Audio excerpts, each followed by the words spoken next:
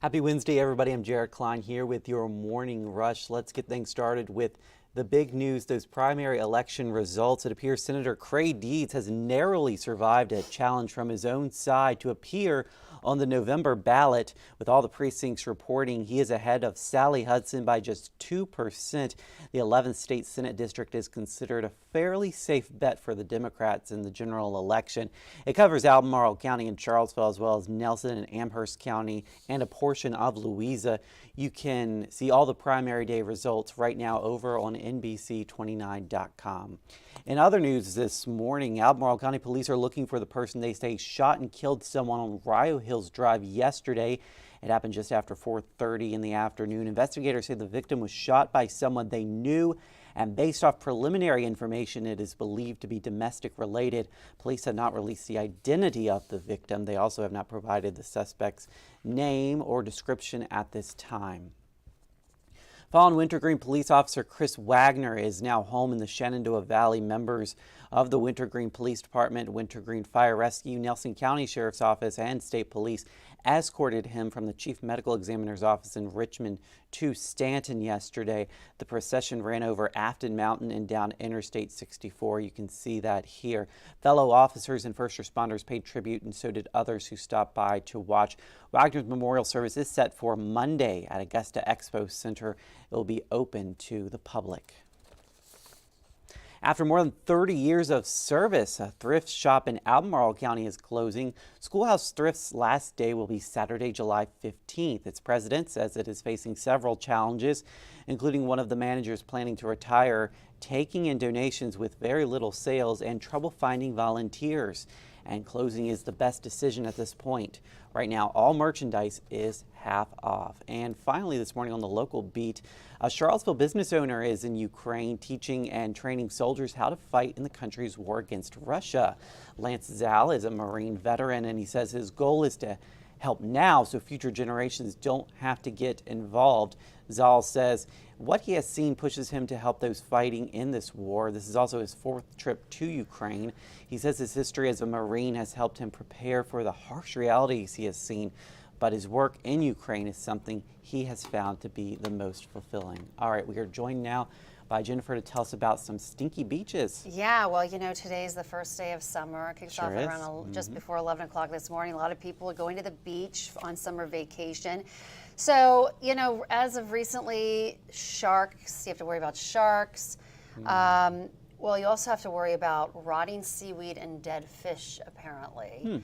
So, yeah, so as people flock to the beaches, there are reports of in Texas where thousands of dead fish washed up on the shore earlier this month, and it's because the water temperatures, if they're above 70 degrees, it's hard for fish to get oxygen. The oxygen level is low, so they've been dying.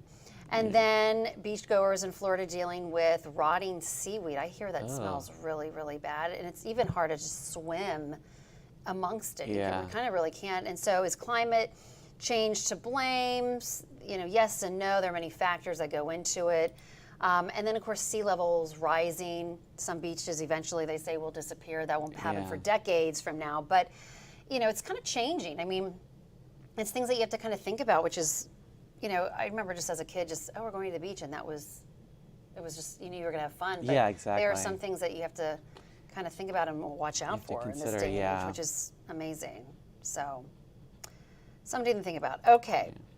Now we are totally changing gears this morning. So, are you switching out your underwear enough? So, experts say most people aren't, and that you need to do that for hygiene purposes. I guess washing them isn't good enough.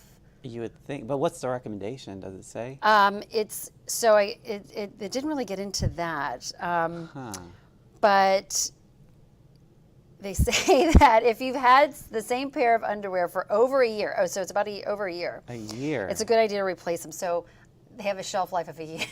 I think almost everybody uses them for more than a year. Oh, heck yeah, I do. I know I do. That's a little absurd to replace them every single year. And how do you even keep track? I had this underwear for 1 year, this one for 6 months.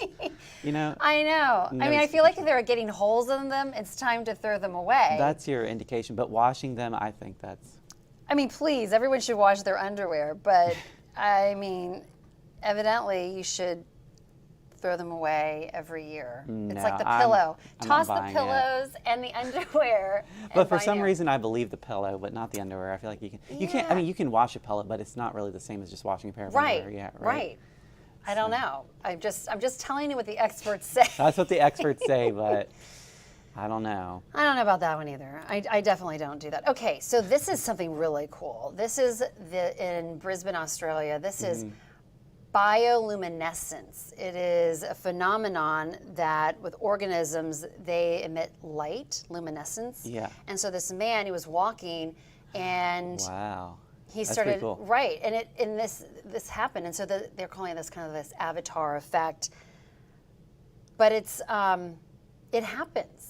It's actually not that Yeah, I mean the video looks edited. It looks like like Avatar because of that bright blue, but that's so cool. So bioluminescence. Bioluminescence. So that's what that is. If you ever come across it, it's not a portal to somewhere else. To somewhere else.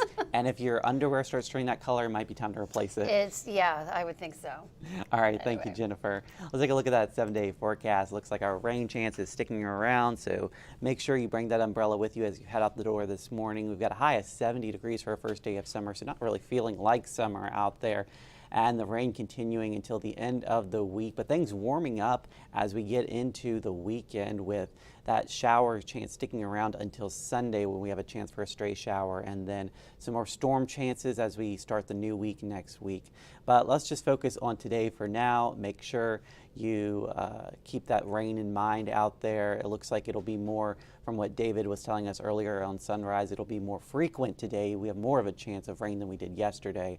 Thank you guys for joining us on the Morning Rush. We'll see you again on NBC29 News at noon. Of course, we're always live on NBC29.com.